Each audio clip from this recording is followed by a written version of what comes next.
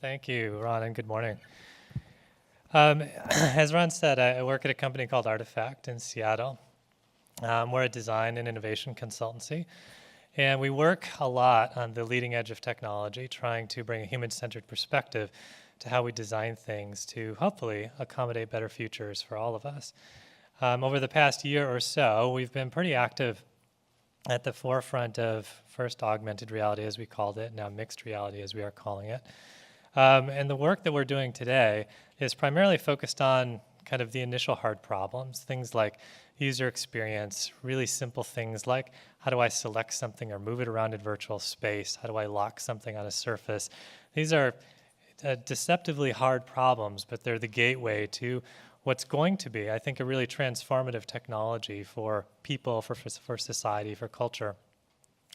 Today, though, I'm not going to talk about any of that. I want to talk about looking a little bit farther ahead and thinking about what kind of future are we actually shaping with this technology.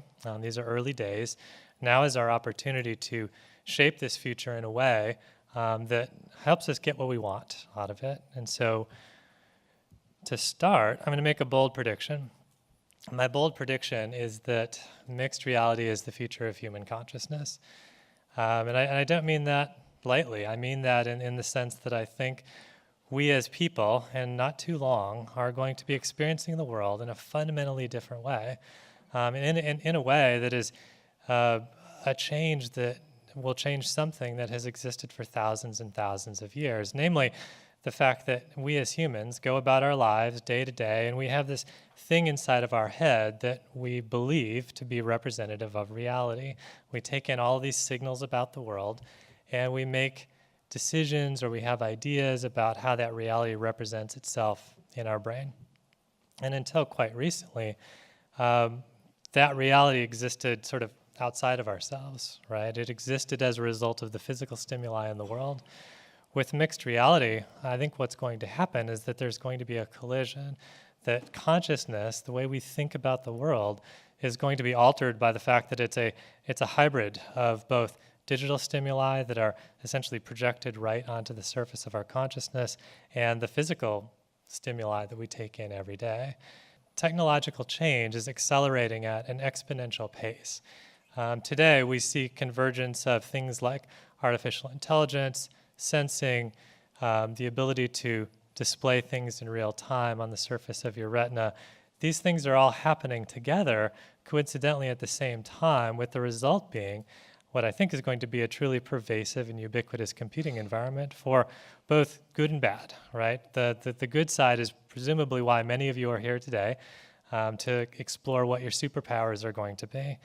I think that those same superpowers have a potential dark side, and that's what I want to talk about, because now's the time that we can actually design our way around the dark side towards something that we all want as our shared future. So technology is clearly not a neutral force, right? If we think about what's happening now, this very unique collision of technologies, the exponential rate at which they are advancing and changing kind of what we do every day, we can look back to the last great revolution and think about not only the kind of positive outcomes of that, but also the many negative externalities. So if history is any guide, what we can take from this is that any technology, particularly a disruptive technology like the assembly line or steam power, or in our case, mixed reality plus a rich contextual computing environment, it's going to change things in really profound ways, and in ways that we can't quite predict. So when we started building cars on an assembly line, for example, that did a lot of great things for the world. It employed a lot of people. It gave us access to mobility. It allowed us to essentially live very different sorts of lives. It allowed us to progress as a society. At the same time, it also gave us the capacity to essentially wreck the environment, destroy the world, create late-stage consumer capitalism, and a bunch of other stuff that we think is maybe not as great, right, in retrospect. So where does that leave us with respect to mixed reality? And I think that the stakes are actually quite high. In 1942, Isaac Asimov coined the laws of robotics as a way of thinking about, at that time, artificial intelligence and attempting to put artificial intelligence inside of a kind of tight set of ethical parameters, right, to kind of guide how we think about that technology and what we should and shouldn't do with it. How should we start to think about them in a way that allows us to proactively and positively shape the future? So there are 3 laws, and they align to 3 areas of concern that we have. The first is the individual, second is society, and the third is economics. So that the first law is that mixed reality must enhance our capacity for mindful attention. Most people who look into artificial intelligence, for example, and are asking questions like, I wonder what people will be doing in the next 20 years when machines have taken over more and more of what we consider labor today. And that has a profound change on sort of the economics, right, of kind of how we work, how we live, how we pay for things, all of that. One of the things that comes up over and over again is that machines can't replace human ingenuity, human creativity, our capacity to come up with net new ideas to unforeseen problems. Well, we're not going to be able to do that if at the same time we're sort of hardwired into our devices and Facebook has become our reality, right? If we are living in a feed of constant stimulus, we're not going to be in the mind space to actually use our minds for what they're good for and for what they can do much better than machines. Hence the first law, mixed reality must enhance our capacity for mindful attention. Our current technologies aren't very good at that, right? And so we need to change that, particularly when those technologies are essentially attached semi-permanently to our brains. Second law, in terms of society, mixed reality must embody a shared human experience. Right now we're having a shared human experience, right, that is more or less unmitigated by technology with the exception of the people who are making videos and taking pictures of my slides. That's pretty mild, right? You go to a music show today and you actually can spend most of your time standing behind a bunch of people who are actually watching the show through their phone as opposed to being there in the event. I find this absurd and slightly crazy, but interesting, right, as sort of an amateur anthropologist and a human-centered designer. So thinking ahead, if we're wearing these things all the time, right, if we've essentially taken our digital world and we've put it in front of our face and it's on omnipresently, we need to do something by way of preserving and enhancing the sense that we're all in this together, that we're all humans, that we're all sharing a planet, that we all have a stake, right, in this reality that we're creating for ourselves. Third, economics, and this is the important one. Today's business models, I believe, are not sustainable in a mixed reality environment. There will come a time very, very quickly when you're not going to think that it's a good idea to exchange your personal data for free services. I hope you come to that conclusion. Because if you don't, you're going to be living in a crazy-ass Minority Report mixed reality environment where you're essentially being manipulated 24/7 by people who want to do nothing other than commoditize your time, attention, and consciousness, right? And that's not something that any of us want. So we're a human-centered design firm, and we like to think about things in terms of outcomes. So what are the outcomes that we want to achieve? If we were to follow these laws and we were actually to design systems and products and services in alignment with them, what are the outcomes that we could expect? What do we want to get at? So there are 5 of them. The first is presence, and this should kind of come as no surprise.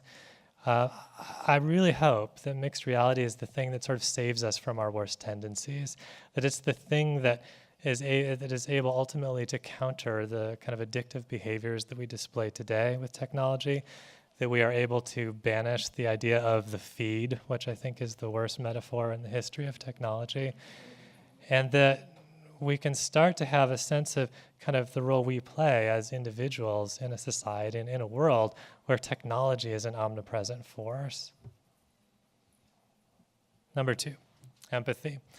If you spend any amount of time following VR or MR, the one trope that you come across time and time again is that this is the thing that's going to help us develop empathy, right? That the New York Times is going to send me a VR headset, I'm going to pop my phone in, and all of a sudden I'm going to be connected magically to people that I've not been connected to before.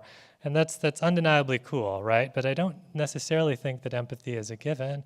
And paradoxically, I think it's equally likely that we might, for example, increase empathy with respect to people that are a long ways away from us, while at the same time diminishing our empathy for the people that are sitting right next to us, right? The degree to which we immerse ourselves in our own environment paradoxically limits our capacity for empathy that we take for granted today. And so the second outcome, empathy. Third, diversity.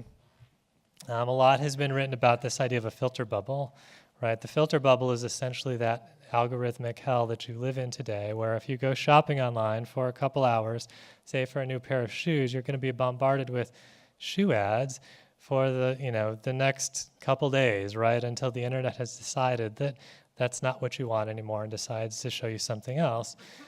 We don't want this in mixed reality, right? Like, we don't want to live within a filter bubble of our own creation based on everything that we see, everything that we look at, the amount of time we've looked at it, what we actually did as a result of looking at something, what all of the environmental sensors told us about our activity during that time.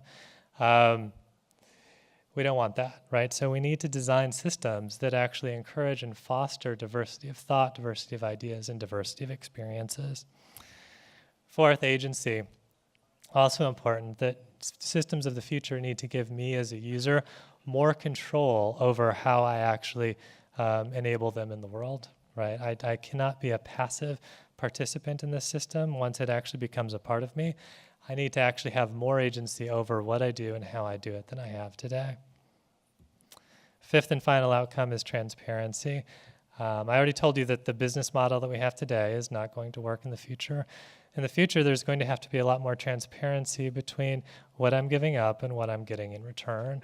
And so future systems will actually have to be based on business models that perhaps don't yet exist. I think this is one of the hardest problems that we face as innovators.